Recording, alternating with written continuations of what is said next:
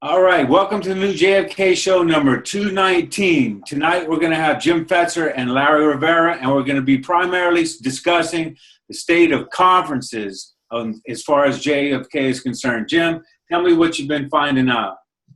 Well, what we're going to begin with is the conference in which Larry and I just participated in Dallas that was organized by Judith Ferry Baker. They had a fairly impressive lineup. But when we got deeply into the conference, we found it was a bit of a setup. Look at this very wonderful cover for the program, Gary. You agree that's nice looking. Nice. Yeah. But when you got into it, you found there were some oddities here.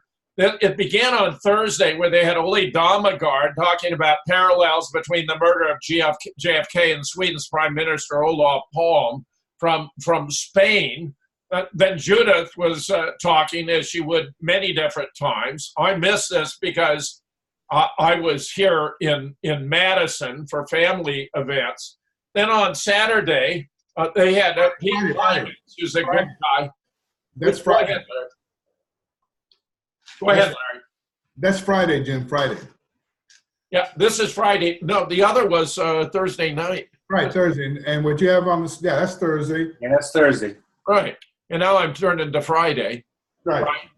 Where Judith and Peter Hyman's talking about Bobby and so forth. And I was very glad that Bobby was on. I had suggested to Judith that it would be a good idea to expand from JFK to RFK and MLK, and she followed my lead. Now, Richard Bartholomew is a super good guy. David Denton also gave a talk, which I missed. Then we had a panel about Mandela Duncan Brown.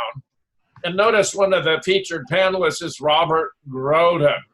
Yes. Now, that's just an overture, because later, and Larry, you watched this, didn't you, with Tom Whitehead and Sidney Wilkinson?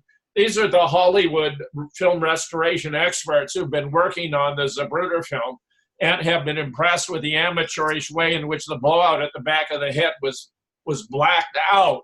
Larry, why don't you say a few words about her presentation?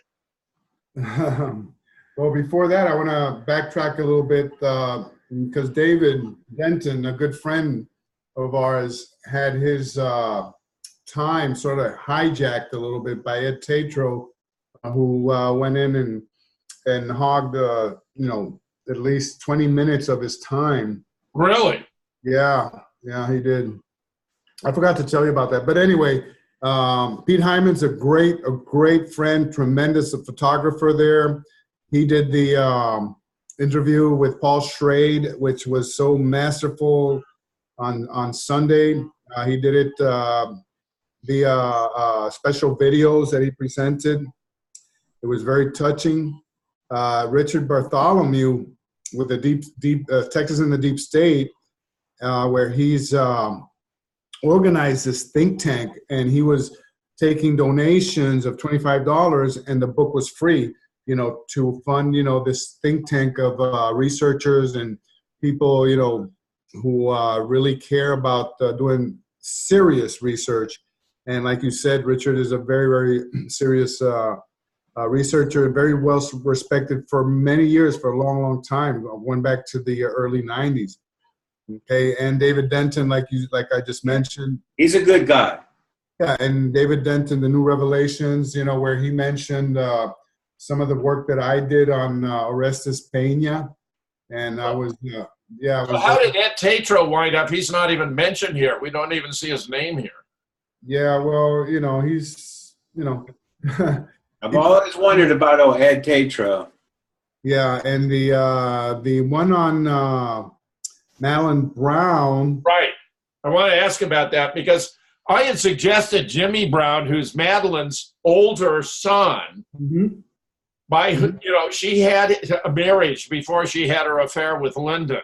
Mm-hmm. So when she was 24, she began her affair with Lyndon in 1948. She already had a son, Jimmy, by her her marriage, which is where she acquired the name Brown.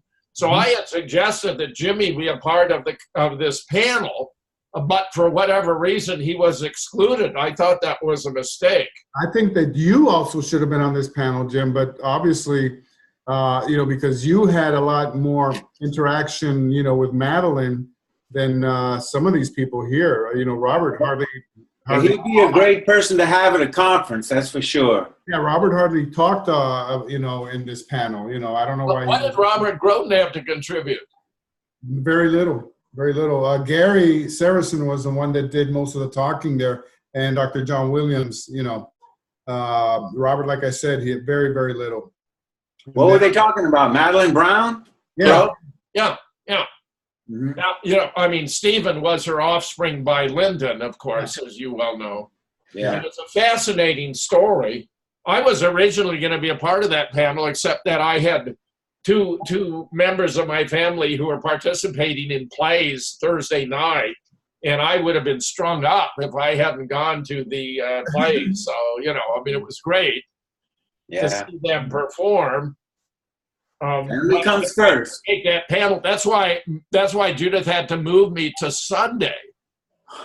Mm-hmm. Mm-hmm. But tell me, Larry, about your presentation on the Alchin 6. Tell us about this. Karen Walk produced the actual blow up of the Alchin 6 that Jim Garrison used in the trial of Clay Shaw. Okay. And it was carefully wrapped in cellophane. This is the very one that Jim Garrison had used as a prop as evidence in the trial? That's right. I held it in my hands, Jim. Larry, how fantastic. Wow. I held it in my hands. Man. Tell us more about that session. This is another reason they popped up the guy with a negative, Larry. It was to pull the rug out from under you.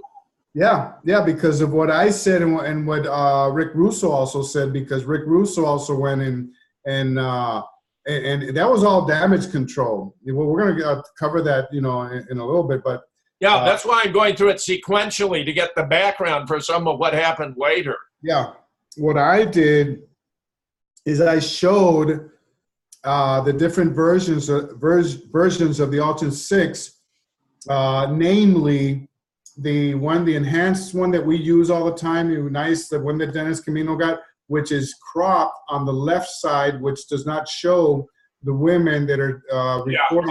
On the sidewalk. That's right, that are on the sidewalk, which we have identified as Maggie Brown and Ann Donaldson, okay, who have cameras to their faces, trained right on the LBJ limo, okay, and the Saturday Evening Post versus the Saturday Evening Post of December the 14th, 1963, which showed those women, but did not show the upper part that shows the African-American man who was on the fire escape on the Dow Tex in the background. Okay, so what I did was I did an overlay to complete the entire picture, and then I only did like 9 slides, okay, and I showed some of the anomalies that are so obvious, you know, that anybody who looks at this, you know, for example, the windshield, not the hole in the windshield, but the tint, how they altered the tint on the top of the windshield, how it is not horizontal, rectangular, okay, uniform, the way it looks in the Queen Mary, which is right behind, rather, which shows that Kellerman has been blacked out, that Greer has been blacked out, okay, in the area of the windshield, and the area of the African American, and I did a comparison with the Alchin 5, where you can see that big blob that's covering his lower body in the Alchin 6 is not seen in the Alchin 5, okay, and like I was mentioning right now, where one is cropped on the horizontal plane and the other one is cropped in the vertical plane, okay, which therein in itself, you know, tells you, you know, that, you know, it's been manipulated, you know, to show, you know, have more data in one than the other, and, you know, that kind of thing. Yeah. Did you talk about how Black Tie Man is in front of and behind? No, I didn't go into anything about the doorway. And what's so amazing is that later on when Rick Russo did his Alchin 6, he pointed out the issue of Emory Roberts, you know, with the area in the mouth that has been blacked out. And he also surmised that he was talking on a microphone. And something very interesting in Rick Russo's, you know, we'll cover it later when you get to that page.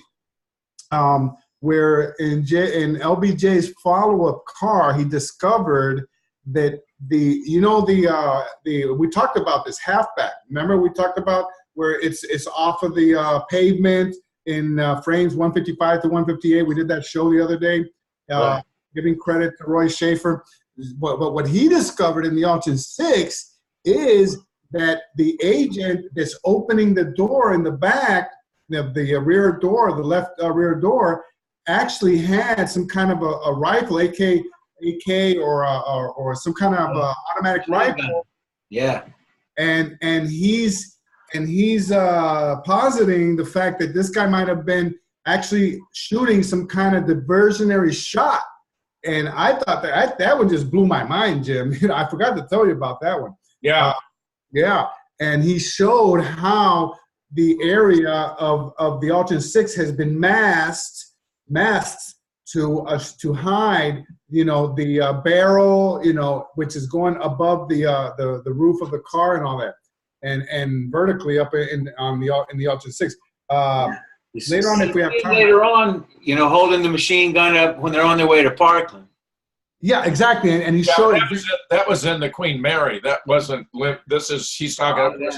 That's true. No, but Gary's right. Gary's 100% right, because later on he showed that's from the Times Herald photograph where they're on Stemmons, and he showed this is the same rifle that is seen that was erased from the Auction 6 photograph. That's one that I never knew about. Okay, and Rick talked about that in his presentation, and a lot of very interesting stuff that we'll talk about later. But go ahead. But then we had the very important Tom Whitehead and Sidney Wilkinson presentation, where these are the Hollywood film restoration experts who have a sensational, very clear version of the film. I've been in their studio, Larry. I've seen their film. It's unbelievably detailed. I mean, so superior to anything else. That's right. Quality. Tell us about her presentation. It was outstanding. It was gripping. It was unbelievable. The people there were just mesmerized by their presentation, even though it was via Skype. They were talking to the audience, telling them that they Wait, hold on. Are these the Hollywood experts that have been supposed for so long and never produced? Yes, Gary. That's right. The ones. That goes back to 2012 minimum. Of course. They were finally making a presentation about it. Yeah, but I can't wait to hear what they had to say. What did they say, Larry? I've been waiting for a long time. Let me talk. They were talking first of all about how what a delicate situation they had there in California, because they were fairly close to the fires. And that not only was the internet a little bit unstable, but the electricity, in that area from where they were broadcasting from via Skype. So that was kind of gripping in itself. But they focused on frame 317, and they showed a very clear image of that frame, which they went into the National Archives and they obtained a copy. I think they paid almost $800 for a copy of the Zapruder film. And they did the 6K scans, that we all know about. And they were showing how there is a big blob covering the occipital parietal area of JFK's skull, and how they tried to also do it in the prior frames to sort of give it continuity, all right? And whereas when they did that, that blob dances, all right, in the Zapruder film, and you were only able to detect it in these 6K scans. Now, later on, Grodin found it necessary the next day to try to refute that. And I thought, it was pathetic, in the way that he did and how condescending he was. I think you saw that, Jim. We'll come back to that, Larry. Okay, good. But yeah, this is important. That finally, Gary, we got from Sidney Wilkinson and her group. These are very good people. They have said repeatedly how amateurishly it was blacked out. I think they blew up the frames and actually painted it out and then shrunk the frames. Right. Yeah, but then not only that, Jim, they went to some of their colleagues, experts, two, not just one, but two, who also confirmed and reiterated their research and said, how comical and how amateurish, Yes. this looked in light of that back in the day, that would have passed, okay, because of technology, but not today. Well, this is where Grodin really embarrasses himself by trying to contest what these Hollywood experts are producing. I mean, they've got the goods, and he doesn't have anything adequate in rebuttal. And I thought it was quite pathetic, Gary. Yeah. We have to remember that for a long time, that Lino Sanek and Jim DiEugenio have been saying that there is some evidence that are possibly coming forward that the Zapruder film has been altered. This is it for them. This is as far as they go. Well, that's ridiculous, of course, since there's so much more. Yeah, really. Now, go ahead, Larry. No, I agree. There's so much. I mean, that's, Now, when we got down to William Law, Hubert Clark, and James Jenkins about the autopsy, Jim Jenkins, of course, is one of the medical techs who got the body out of the pinkish gray shipping casket along with Paul O'Connor and put the body on top of the table at the morgue, where it had been brought over in a black hearse, I believe, from Walter Reed, where they took it in a helicopter so the best forensic pathologist could remove metal fragments. It wouldn't have done to have metal fragments of different calibers show up in the body. It had been unloaded in a body bag on the opposite side of Air Force One when the bronze ceremonial casket was downloaded on the opposite side with Bobby and Jackie, and all attention was on them. They offloaded the body in a body bag and helicoptered it over to Walter Reed, and then brought it in a pinkish gray shipping casket to the back of the morgue in a black hearse, while the official entourage was following the gray Navy hearse with Jackie inside, where Gerald Custer, who was the x-ray technician, explained to me how he was headed upstairs with x-rays to have them developed, and he looked outside and he saw this huge entourage, the gray Navy ambulance, and Jackie heading up to the front of the hospital, and he thought to himself, what in the world's going on? Because the body was already in the morgue undergoing autopsy. So when I was with Jenkins, I wanted to get some clarity about the wound as it was observed, because at Parkland it was a fist-sized blowout. We have a lot of other reports. Gary Aguilar tried to make it look as though it was completely consistent and only a few had discrepancies with the dimensions of the wound at Bethesda. But the fact is that the official autopsy report from Bethesda describes a much larger wound, which David Lifton diagrammed in best evidence. So I wanted to ask if he were aware of the surgery to the head. And he claimed that hadn't happened, that was a misunderstanding, which bothered me profoundly, because you have Thomas Evan Robinson and this fellow Reed, who was a medical tech, both observed Commander Humes take a cranial saw to the skull of JFK and enlarge the wound to make it look more like something that had occurred or might have occurred from a shot from behind. Larry had to step away. Gary, you're aware of all that, right? Yeah, this is something we've talked about quite a bit. So Jenkins disappointed me there because he seemed to want to deny that there'd been this alteration when it's described in mathematical precision right in the autopsy report. Absolutely.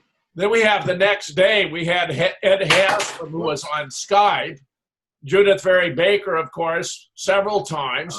Ed Tatro introduced Rick Russo, and Rick had a number of valuable comments to make talking about the photographic evidence, including showing photographs of the Stemmen sign that displayed a very clear through and through bullet hole. Didn't you like that, Larry? I loved it, and some of the stuff that he did on the images at Andrews Air Force Base, I thought were very compelling, where he showed that some of those photographs had been altered, had been masked and opaqued to erase and to block, to obfuscate the offloading of the casket on the other side of Air Force One.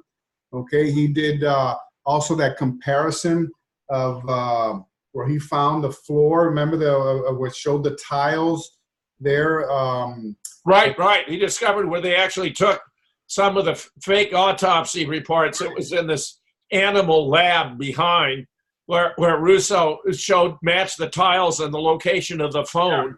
Yeah. And of course, they had this support for the head that wasn't in the morgue. And I must say, because Jim and I Jim asked me to do this overlay how many months ago? What, 5, 6, 8 months ago? Remember? On the profile. Right. And I was laughing because, oh wow, now you found out about this, because it's not the same nose, it's not the same ears. JFK. Remember that overlay? I think we should. Yeah. We have it somewhere. Remember, Jim? You said. Yeah, sure. Yeah, you said I want you to do an overlay on these, with the JFK actual photograph of JFK, and this one from the morgue, where he's laying down, and you got the profile and everything, and we did it. And I think in 5 minutes I told Jim it's not the same guy, Right. No match. Right. And then, but to Rick's credit, the one that I was really impressed is when, remember, the stare of death face is almost exactly a dead ringer to JFK when he had been he had those back problems something like 10 years before in the 50s, and they took that photograph of him where it seems like they transposed that face onto a face of somebody in the morgue, to create the stare of death, because the expression. Right. The expression is exactly the same, Jim, Right. Yes. Rick made a lot of nice contributions. Yeah. Now, when you come to Saturday afternoon, this is the key. This was the Piece de Resistance. This was the banquet. This was the whole reason for this conference. Mm-hmm. Basically, the way it was organized. You have Dick Russell talking about Richard K. Snigel, and he's presented an award by Robert Groden. Then you have Robert Tannenbaum from the HSCA, who's supposed to be talking about the mock trial, but instead stands up and says, Robert Groden is the greatest thing to happen to JFK. And he did that last year, too. History. And he did it last year as well. It was embarrassing, absolutely embarrassing. Yeah. And then you have David Dent presenting a lifetime achievement to Robert Tannenbaum. And then you have Robert Groden speaking about HSCA photos of concern. Now, I was so pissed off with Tannenbaum that I took a copy of Gary's book and went up to ask questions. But they timed it so there couldn't be any public questions. So but what happened was that Tannenbaum took so long. He went over like by probably 20 minutes, Jim. Right. And he did. I think he mentioned Houston once. Okay, right. That was all deliberate, Larry. I thought he was going to go off on the people that organized the Houston witnesses. Did he bring your name up? Not at all. And instead, what he did was he came up with a real cockamamie version of what he did at the HSCA, where he made a lot of mistakes. He talked about stuff that really did not comport with what really happened. Okay. Talking about mistakes is hardly equal to what actually happened, because it was clearly a deliberate effort to redo. I just thought that he had a lot of things really confused in his mind, from so many years. This guy Tannenbaum was so full of bullshit, it was unreal. You had to get shovels to clear the route. It was disgusting. Yeah, and then where Robert Groden was supposed to talk about HEA's photos of concern, he used that time to try to refute Sidney Wilkerson and Tom Whitehead. Remember? Right, of course. That's what he did. He did not use that time to talk about HSCA photos of concern. Listen to this, Gary. He was saying these Hollywood experts who have this very high-quality film were simply mistaking looking into the cavity of the blowout at the back of the head. Yeah, and that it was a third-generation film, that it had absolutely no value whatsoever, that he was the expert, that he had the good film, that he had the good prints, and whatever. And get this for good measure, Gary.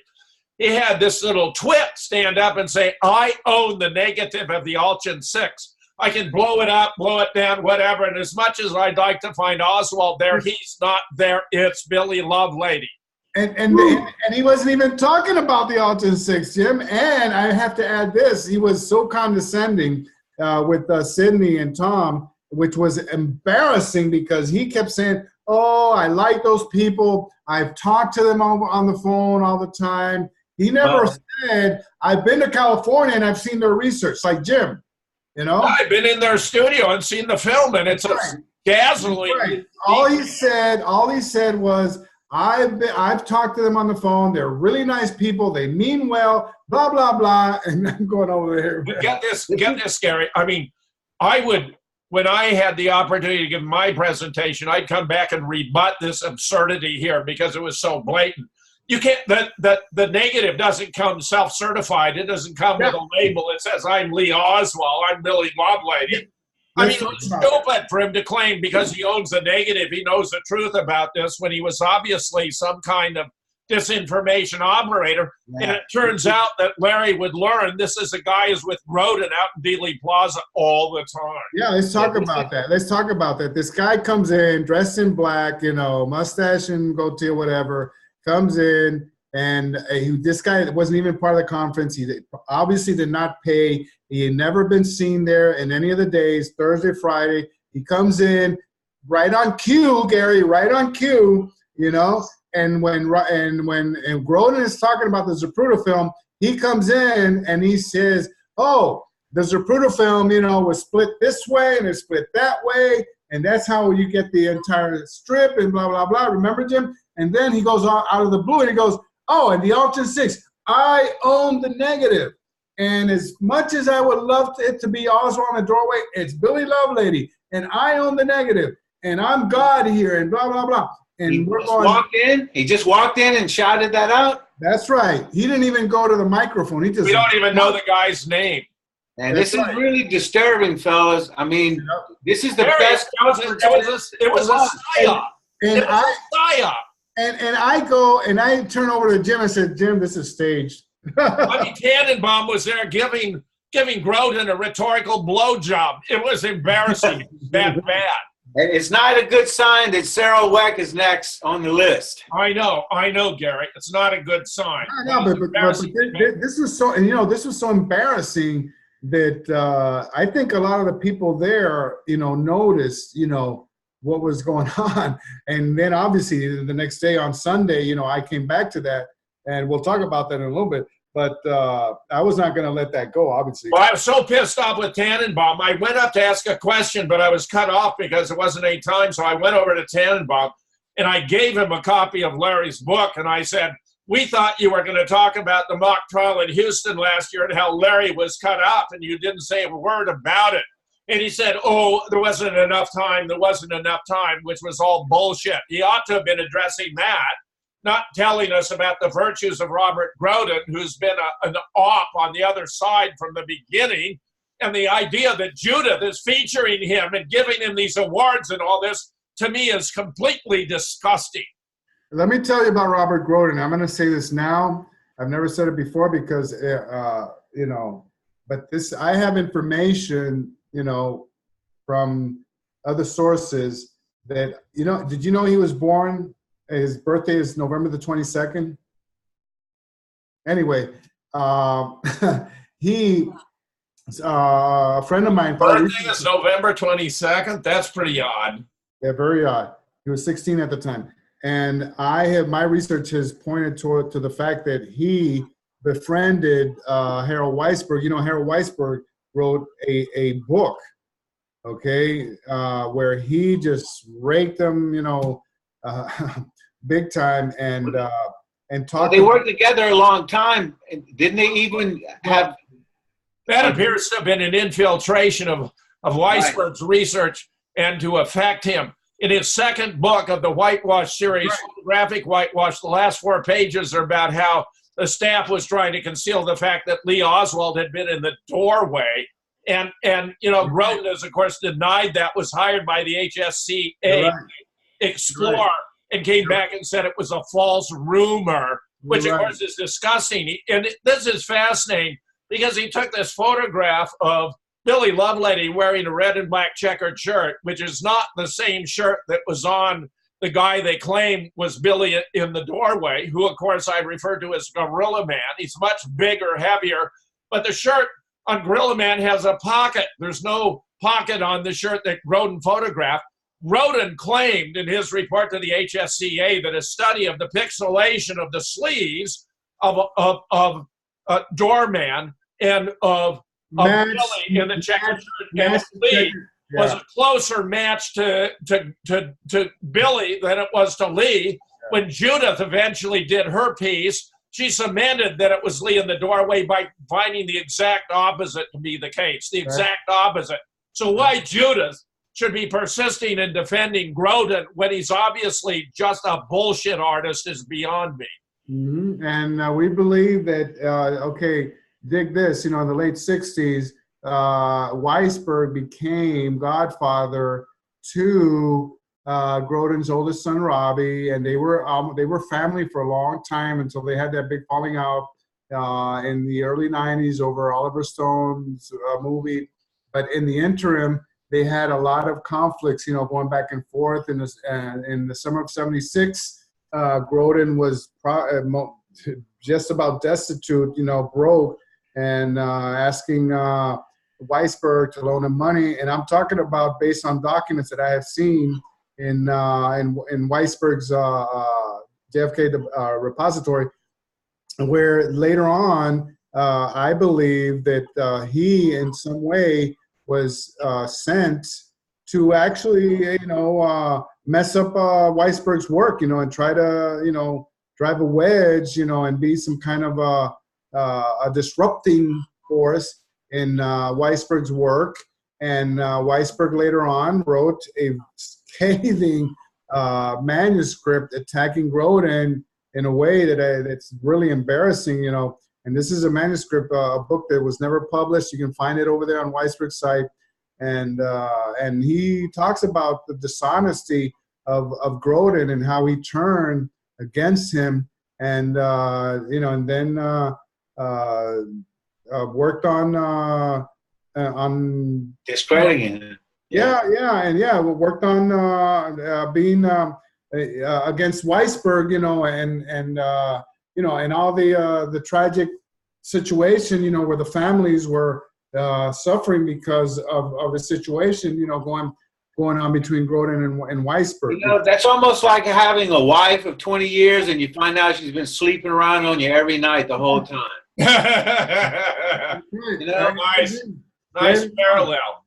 So here we had the speaker's dinner Saturday night, and Judith has a third down the toilet award for the first media story about the Kennedy Association, the National Geographic's hit piece, The Lost Bullet. Now, David was there, and I was delighted to introduce him, and he gave a very nice talk about the Harper fragment. This was the first of a two-parter because he picked up on it Sunday morning. But it would turn out that he would argue that there was a third shot to the head, Gary, that it entered right in the forehead, and that it was this that distributed the metallic particles through the brain, that the shot that knocked out the Harper fragment was the one that came in at the right temple and went more or less straight back and knocked out the Harper fragment. So that this occurred, it appears, after the limousine is brought to a halt. Jack's hit in the back of the head by a shot from the Dow Tex. He slops forward. Jackie eases him back up. And I think this is when he's hit with a shot in the forehead, the metallic, eases him all the way back up and is looking him right in the face when he's hit the right temple by the shot that blows the brains out the back of his head that hit Officer Hargis with such force he thought he himself had been shot. So this was, to me, the best takeaway from the conference. David clarifying, from my understanding, the third shot to the head, where I'm now convinced that he's right about it. And of course, I mean, what an honor to introduce the leading expert on the medical evidence in the death of JFK in the world. I thought it was an honor just to sit at the same table with him, Jim. Yeah, it was great. And then we had Cyril do his thing. And Bonnie came up and said a few words about how she's been jerked around with her longtime program, Guns and Butter, which is virtually legendary, and how she's been hassled and cut off. Mhm. Then we had the box dinner for those who didn't attend. Then the following morning, David completed his discussion about the Harper fragment and the head wounds, and Larry came back on the blender and the Harper fragment. But No. But this was about Roscoe and the backyard. That's right. It was preempted because I found it necessary to do the backyard photos after I did some more research and some more work on the new overlays. And I told Judith, I think a week before, I said, Judith, I'm changing, the topic of what I'm going to talk about. And it's going to change, to the backyard photos, which I thought was the right decision to make. It was, Larry, and the audience responded very appropriately when you did the overlay, showing that Roscoe had to have been the stand-in for Lee in the backyard photographs. Yeah, well, not only that, we had new and improved overlays and images and graphics and the entire situation of how Roscoe had the photographic training to have been able to do this. Right. I think he was responsible for the backyard photographs. Roscoe did it. And having worked at Jaggers Chow Stovall, the whole, when you bring it all into perspective, the whole picture, it's just no other way, unequivocal. It had to have been Roscoe. And when we did the final overlays, where I color coded, and I extracted the beach photo and put it in, and remember I did also the grids, and everything where you could draw empirical evidence. Data the way that we did with the man in the doorway, then it was quite evident, and a lot of people there was just completely stunned. In fact, they went over to Dave Garrity and they told him that was one of the most powerful presentations that they had ever seen. Love it. Tell me more about Bonnie Faulkner. What kind of trouble has she been having? No, but before we finish, Gary, I had shown my book. I had it in my hand, and I said, because I was talking about the scientific protocol, and this is, let's back up. I had to mention the op that showed up there during Grodin's thing, and I said, look, I don't give a damn if you own the negative of the Altrin 6 photograph. What you need to do is, if you want to refute me, you need to go and follow the methods, the methodology that I have outlined in my paper, which is published, which is in this book right here that I'm holding up. And I would love for you to refute me, but since 2015, when we first started to work on this, not a single person has come forth and said, look, I followed your methods, and I have different results, and that is the way that scientific research is supposed to be conducted, right, Jim? Exactly. Of course. Jim is published, on the scientific method. All right. And Bonnie had her show of 17 years canceled out in California, and it was still being broadcast in New York. But now there were developments there where it looks like she's being canceled out of New York. In other words, she's being targeted, and she thought actually it was because of 9/11. Because she's her work is all on 9/11. Jim, was that AM and FM broadcast? Interviewed me, Larry. That's a kiss of death. If you want to be taken down, just do an interview with me, for crying out loud. I'm sorry. Then we had Jason Goodman introduce Kevin Shipp, who I thought was very impressive. That should have been on prime time on Saturday, Jim. He was my favorite of them all. I mean, given, of course, my appreciation for Larry's work, I like what Kevin Shipp was doing here as far as new contributions. He was so crisp. He was so clear. He was so organized. He was so methodical. Boom, boom, boom, boom. It was excellent. That's right. This guy risks his life every time he goes out the door, Jim. Now, Jason Goodman wanted to interview me, and he looks like he's very competent. He's very ambitious and very serious. So I want to do the interview with him, but I got back from dinner. We went out to a Mexican restaurant too late. That was, of course, after I'd done my presentation about Operation Mockingbird. Mockingbird, right. Yeah, that, you can go and see that. That's JFK number 218. Well, this was an expanded and revised version, Gary. For example, because of what had gone before, this nonsense with Grodin and attacking Larry and the negative, I actually modified to expand my discussion about JFK. But yes, there's a version of it that we just did our last show. Tyrell and I'm going to go into what I presented. I've got the key slides from my presentation to talk about in relation to the others. Tyrell Ventura gave a very nice talk, and I was very... Great guy. Great guy. Didn't you like it, Gary? And then we had more of Judith and, some more of this stuff about... Now, here's what I was talking about vis-a-vis Jim Jenkins, how much the wound had been increased. David Lifton actually called a physician he knew and described the wound based upon the autopsy report, not identifying the source, and asked him what had happened to the victim. And he said it looked to him like he sounded to him like he'd been hit in the head with an axe. And that's why, look at the enormity of this. But Jenkins, for reasons I don't understand, was wanting to deny that Thomas Evan Robinson had seen what he reported having seen when he was deposed by the ARB. They asked him about these dotted lines, and Thomas Evan Robinson said, oh, no, the doctors did that because he'd watched Humes increase the size of the wound with a cranial saw. And frankly, Larry, I was dumbfounded that Jim Jenkins would say he was wrong. How could he gainsay what Thomas Evan Robinson was reporting having seen with his own eyes? I thought that was a low point for Jenkins. And of course, here, I've been for years trying to find out how the HSCA was able to accommodate, or explain away the difference between their conclusion with the reconstructed skull on the right, where the wound has now been reduced to a small entry wound, which you can see in the diagram but cannot see in the photograph, when you had this enormous hole. How can they account for that? And I know as I've reported before, when it dawned on me the enormity of the discrepancy, I called Cyril as a member of the medical panel and asked him, how did the medical panel account for the discrepancy between the massive blowout described in the autopsy report from Bethesda and their own conclusion? And Cyril told me, I'll have to check my notes. Man. So, now, notice the skull flap there in the diagram, because that's important. David, as I explained, if anyone has any doubts about the magic bullet theory, and this was very strange because we had Tannenbaum waxing about Mark Lane interviewing Lee Bowers and Larry about, the shot sequence and all that.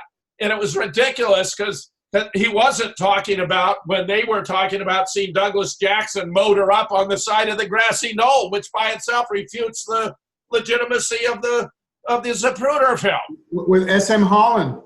Yeah, Sam Holland and Lee Bowers. That's right.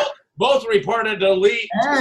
And most recently, Bob Jackson, as we have shown here, we even showed the video where he said that a motorcycle cop went right up the knoll, and let go of the motorcycle. The motorcycle kept going by itself until it fell over, Yeah, thank you very much, Sixth Floor Museum. That's right. When I pointed out, when Cyril talks about the absurdity of the magic bullet theory, he ought to be citing David Mantick's decisive proof, where he took a patient with similar chest and neck dimensions and plotted the official trajectory, only to discover it wasn't even anatomically possible because cervical vertebrae intervened. So that when they do these reconstructions and simulation, they're supposed to show the magic bullet as a possible trajectory. They leave out an anatomical feature, namely a backbone, which, as I've observed on many occasions, is ironic because Jack was taken out precisely because he had backbone. Mm-hmm. Yeah. Embarrassing. And then I pointed out how David's study of the autopsy x-rays identified this area P, which was patched for the fist-sized blowout. And when I discovered you could actually see the blowout in frame 374, you notice the striking similarity. Of where, of course, there's a bit of hair that extends over the blowout. It's the gray matter, not the pink. That's a skull flap you can see in the HSCI diagram. But I'm embarrassed that Judith is featuring again and again people who are obviously covering up. I mean, even Cyril Wecht is not equal to the task. And if he can't explain how they went from the massive defect at the back of the head described in the Bethesda autopsy report to a small hole at the back of the head, what is the value of his contribution? What is the value? And then I pointed out how we have many other proofs of the alteration of the film where Rick Russo had presented photographs showing the Stemmons freeway sign had a hole in it. So, of course, they had to replace it. But as John P. Costello has demonstrated, and as you see here, they put it in the wrong place. Mm-hmm. There you can see in the black and white where the sign actually was located. And then you can see in the color overlays where they put it in the video. So anyone who wants to say, oh, there were only a couple of tweaks, a couple of missing frames, is just shoveling shit. And, of course, that's what we get from Robert Roden. I mean, Larry, Gary, it's embarrassingly bad. You know, Jim, actually, I did that overlay about 2 or 3 years ago, that one. Yeah, I'm the one who did that. Oh, you did this one. I thought it was John P. Costello. No, I did that one. Nice one, Larry. I love it. I love it. And of course, we come to the, you know. If you were to ask me right now where to find it on my hard drives, I couldn't even tell you. Well, I got it. Notice. So after Greer brought the limousine to a halt and Jack was hit, we now know 3 different times. Hargis dismounted from his bike, left his bike there, rushed between the 2 limousines up the grassy knoll. Officer Jackson motored up on the grass until the bike fell over. 5 agents surrounded the presidential limousine. One grabbed a little chunk of skull from a little boy and threw it in the back seat, which, by the way, I'm convinced is the Harper fragment that they brought it back to locate it at a different place so that it would confound the forensic reconstruction of the event, and try as hard as I can. Although I originally thought the stop was only 6 to 8 seconds, I cannot envision all of this activity taking place in less than 20. This is also when Clint Hill rushes up and gets on the back of the trunk where Jackie's climbed after a chunk of Jack's skull and brains and pushes her back into the seat, lies over and sees the fist-sized gaping hole in the back of the head and gives his colleagues a thumbs down. Well, that thumbs down and all these other activities, of course, had to be excluded from the Zapruder film. And then I talked, too, about the Alchin 6 because, you know, in relation to this guy who claimed he owned the negative. I mean, how could you identify the figure? Well, look at the height, the weight, the build, the shirt, and the T-shirt. I mentioned how the figure is both behind and in front, that they've obscured the shirt and blacked out the face of this figure because it was Billy Lovelady wearing a red and white vertically striped shirt, which he'd shown to the FBI that day. So they had to obfuscate. It would have been all too clear that Billy wasn't the man in the doorway, where Billy himself observed that he was 2 to 3 inches shorter, 15 to 20 pounds heavier than Lee, and he thought it was odd they would be confused. And then where Larry has gone forward with facial overlays to show not only are Lee and Doorman the same with regard to height, weight, build, shirt, and T-shirt, but they have the same facial features as well, where you have Lee on the left fitting hand in glove and Billy on the right, all wrong. The nose is wrong, the jaw is wrong, the ears are wrong, the general size and shape of the skull is wrong. Larry, it's embarrassingly bad. We thought that this guy Tannenbaum was going to condemn the exclusion of Larry, but the fact of the matter is he was there with no apologies. He never got around to addressing it. And now I know, of course, that I have to modify my drawing because Jack was not just hit 4 times, but actually 5. So I have to, and I'm asking Larry, I don't know if you saw the email, Larry, to assist me by adding, you know, the one more shot to the head coming from the South Knoll. And then here are romantic references. David did a great job. Very, very nice. And I have to reconstruct now to add. See, since I actually have a shot from the South Knoll here, the orange, what I need to add is the shot that went through the windshield from the inside of the triple underpass, Larry. Right. could add a line for me too, so I can have a more adequate reconstruction. Yeah, the cubby hole, the cubby hole. Yeah, the cubby hole, the cubby hole, the cubby hole. So, you know, if people want more, obviously, here from my book and from Larry's, they can get it. Or as I say, if you want instant gratification, I have a 2-hour video with all the visual evidence at BitChute JFK, who is responsible and why. Gary, I want your take on what we've been reporting here as to what went down at this conference. What do you think this was all about? Spookfest. It's another spook fest, but the problem is there was another conference with Deborah Conway, so if you thought this one had problems, then my God, and that's really what I wanted to talk about. I mean, these conferences have been going on and on and on, and I just haven't been feeling good about them at all. And we've been featuring Robert Groden over and over. Now we're not sure what to think of Judith. Of course, it's been infiltrated, and it's been infiltrated to Larry, Gary, let me explain. Yeah, the other conference is just outrageous. Gary, let me add this. After I gave my piece about the infiltration of the media by the CIA in Operation Mockingbird, is very comprehensive. I had 45 minutes. I had 88 slides. I ended in 44 minutes. But Judith decided she had to talk about, well, you take it down a sec, Larry, and then we'll put it back up. Judith, it just crashed on me. Hold on. Yeah, Judith decided she had to comment to imply, you know, that I wasn't being anti-Semitic because I explained the Zionist influence, how all our raw data goes to Tel Aviv, and how they're using Facebook and the social media to crack down, in stories reporting how they're taking instructions from both the U.S. and the Israeli governments. I never used the word Jew once. I didn't point out that there's a lot of, collegiality between the Mossad and the CIA, and how 9/11, this was an op that was brought to us, compliments of the CIA and the Mossad and the neocons of the Department of Defense who've been brought in from the Project for a New American Century. But she felt she had to get up and make a statement, to which Dave Gahary took rather strong exception because it was totally unnecessary, Gary, totally unnecessary. Jim, this is the one thing that is not tolerated at these JFK conferences. And you have been chastised just for the little bit that you brought up, and there's so much more. Of course we know that. So this is the big secret. You know, I was reminding Jim about what happened in Arlington between you and those fellas, remember? When you were giving your thing about the dual citizenship? In Arlington? Right.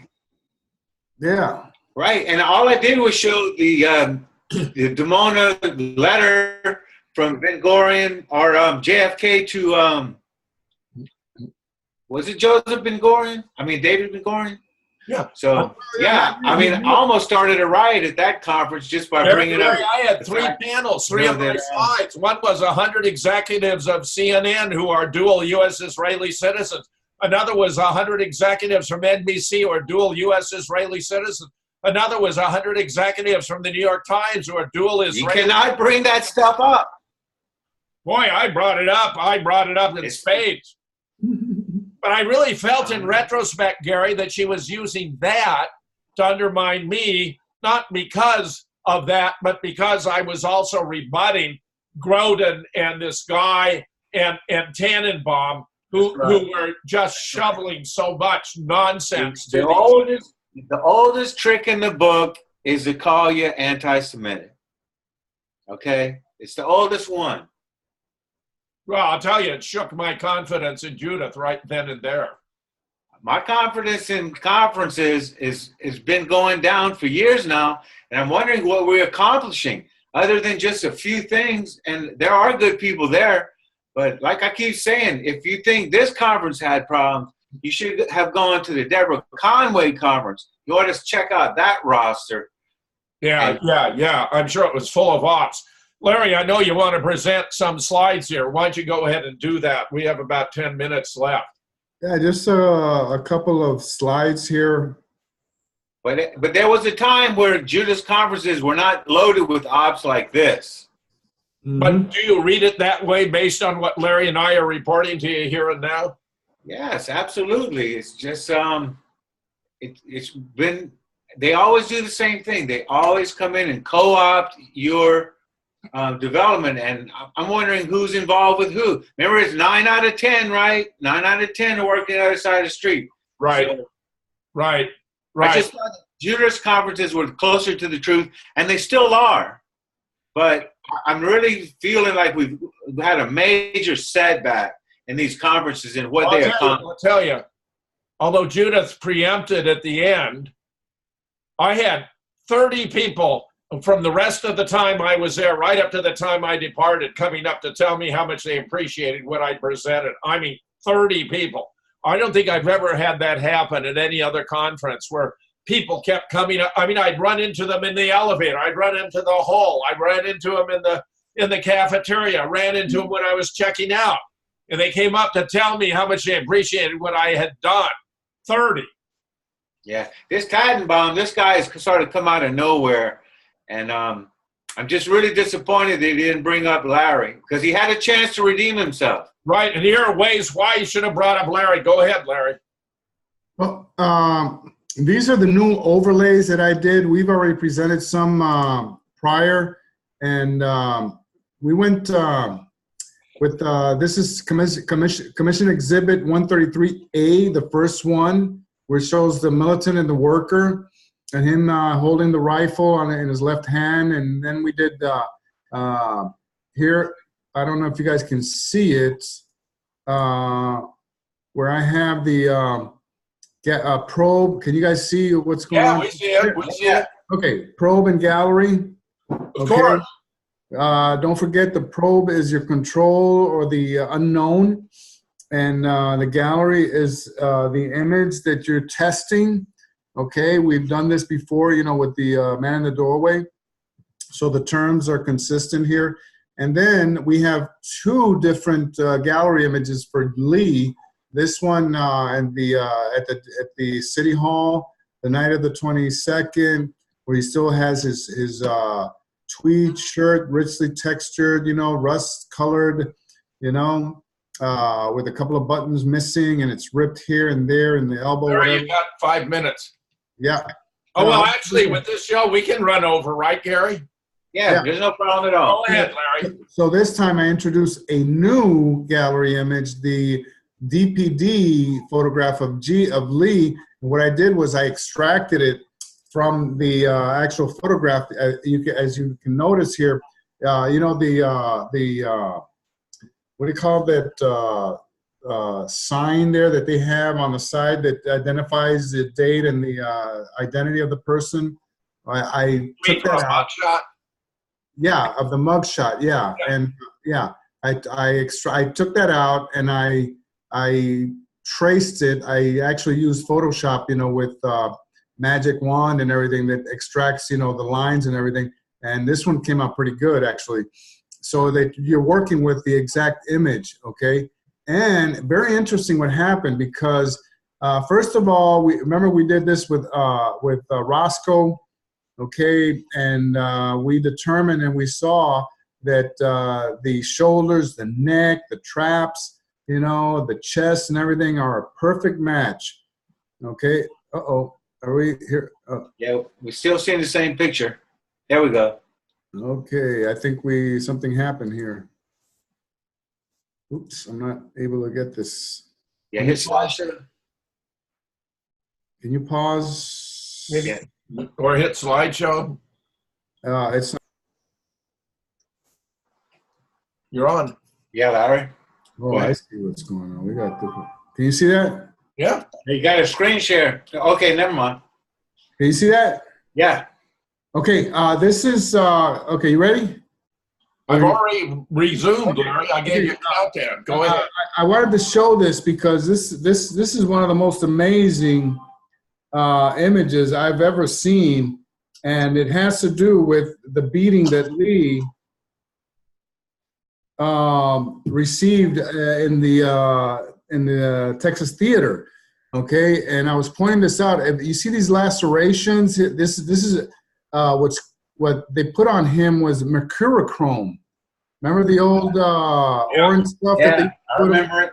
Yeah, It's yeah. also very distinctive and stands out to anyone who's an observer. That's right. Here and on the bridge of the nose, because I saw that Rick Russo tried to insinuate that the NOPD and the DPD mugshots were not the same man. And of course, if you consider, you know, the beating that he took, and you can see the puffiness here He's got a black eye over the left eyebrow. Okay, where they also put mercurochrome. So you got 1, 2, 3, and I thought that was very interesting. Once I blew this up, you know, it's very, very evident here. I agree. Yeah. And obviously, you know, the chins. You know, we did this before, and we this was the NOPD, and this was very interesting because the bulging on the left side, when you look at it from the front, or you know, on the right side of the head. Okay, from the NOPD, but then when we do with the DPD, we get a different situation. Okay, and this was the Bobby Brown. Okay, and we happen to have two images, photographs of Bobby Brown doing reenactments. This one and this one, and they happen to be the same poses of 133C, the one that was found with Roscoe White. Okay, and then this is the ghost image, okay, which insinuates, you know, that there was more to this than met the eye regarding, you know, the manipulation in trying to frame Lee. And then Roscoe with the square chin, the chameleon that he was. And I pointed out here where you can see this is 11/5/63, okay, and he's almost bald. And this one where he's, you know, much later in life, you know, probably, you know, 8 or 9 years later, and he's wearing a hairpiece. Toupee, yeah. Yeah. Now, Larry, I mentioned about Roscoe that we had good reason to believe he'd taken out as many as 50 witnesses in JFK. Someone asked me when I was returning for a cite on that. I believe I got that from you. Do you recall a source on that, or what I should tell him? I can find out, but yeah, sure. Somewhere I have a diary of his, you know, where he writes that he's tired of killing people and stuff like that. Believe it or not. Nice. And that they had him, you know, in a way that compromised. Okay, that he couldn't really walk away. And that they wanted him to continue to, you know, do Look hits. at some of these photographs: bottom center, center left, top center. I mean, this is the cheerful, the cordial, the congenial assassin. Yeah, and not only that, look at the chameleon that he was, and he still has that square chin, Jim. Yeah, sure, of course. And we did this before. How he had been trained in photography and doing all. Well, you know, a mechanic is another term for a shooter, Larry. So the fact that he was a mechanic, you know, that fits. Yeah, good one. Yeah. And then the beach photograph, which is so important because here we can get this frontal shot of him, you know, and be able to use that in the overlays, which is what we do here. Yeah. And then Jack White, his brilliant research here, where he discovered that lump on the right wrist. Yes. Yeah. And then the overlays, you know, the beach, you know, versus 133A. And then the other gallery image, you know, Lee in the at City Hall. And the other one here, the DPD, which I had never done before. And the results were startling, you know, because, and I'm going to show you in a second here. And then the 8-panel collage, you know, of Roscoe. Very nice, very nice. How you know, everything just matches up perfectly, you know. Yeah. The neck, I think the neck, you know, is just so amazing because the neck fits perfect, you know, and then the trapezoids, you know, the chest, the upper torso, you know, right here under the armpit, you know, it's perfect. I don't know anything that we've ever done anything that matched as good as this, you know. Yeah, that's good. It's very good. Where we've got zero opacity, 50% and 100%, and here we've got the chins, how they match, And then we've got a GIF going here, an animation, which, people, were able to enjoy this, there at the conference. And then going on, we've got another one, which is a little bit of a close-up, which shows, and I want to concentrate here at how under the armpit, the right armpit, left side, when you're looking at it, it fits perfectly. And then the neck, okay. Yeah. The traps. You've done the job, my friend. You've done the job. How can this be refuted? I just don't know here. And then and we do the same thing with Lee, color coded. As you can see, the shoulders, are higher. The neck is a lot thinner. Right. When you put Lee over what's supposed to be Lee, it ought to be an exact fit, but he's much too small. It ought to be. That's right, Jim. It ought to be, but it's not. Okay. And here we've got the overlay of the GIF, as it goes, and then interpupillary distance as we apply it to the DPD. This is a new stuff. Okay. Again, all the marks, that Lee, from the beating that he took there, and then we did this grid. Okay, just to show you, and I think this was the one that really blew them away, because when I go back and forth here, okay, look at the eyes, concentrate on the eyes, okay, and the features. Just look at the eyes and you'll see that they are a perfect match. Then look at the nose, look at the mouth, okay, they do not move, What that means is that we are right on the money here with those features. But when you look at what's going on here with all of the space, and look what's going on here with the DPD photo, the bulging is on the right, not on the left as we saw in the NOPD. You see what I mean? So and look at all the space here. And again, you can do measurements. You can actually do measurements. Roscoe had a larger head than Lee. Oh, big time. A much larger head and a thicker neck.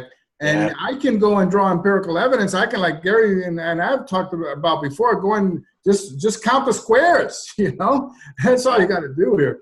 So then we've got the other image here where it's a little farther out. What we're going to do is focus on the shoulders here. And look at this. This is amazing here. I mean, completely different. Completely, but guess what? Look at the face. The face. Look at the features. Just concentrate on this area here: the eyes, the nose, and the mouth. Okay. Well, because they pasted his face, as he said, on somebody else's body, and now we know the body. That's right, and it was a matte insert. I think the technique is pretty well, pegged down here. Yeah. The same technique that they use for the back of the head, in the autopsy photos, Jim. That's exactly the same technique, Yeah, good, Larry. Yeah, good. So then we go here, and where we're going to do with Roscoe, our friend Roscoe. Okay, and we've got this. Okay, notice how everything falls in the perfect alignment. Okay, and when we do the animation here, I mean, I don't think there's any doubt whatsoever here, that this guy that posed for the backyard photos was Roscoe White. Yeah, I love it, Larry. I love it. Well, the wrist. White had this for a long time ago, but you just really cemented it down. There's just one more point I'd like to raise, and you can remind me who made this contribution. The Secret Service, on the basis of the claim they had to do a radiological check, took all of JFK's metal parts, his watch, whatever, so it wouldn't deflect bullets. I mean, Gary, if you want to know how thoroughly they set up Jack for his own assassination, they took away everything he was wearing that was metallic, so that in Dealey Plaza, he had no metallic parts on him that could deflect bullets. Mm-hmm. Mm-hmm. I mean, it's disgusting. It is disgusting. Right. Well, Gary, what number show is this? 219. Wow. We've been at it. Take us out. All right. This is the current state of conferences, and we're going to have to do something about that. We'll talk about that in the future. JFK 219. We'll see you next week. Happy Thanksgiving, everybody. Happy Thanksgiving indeed. All right.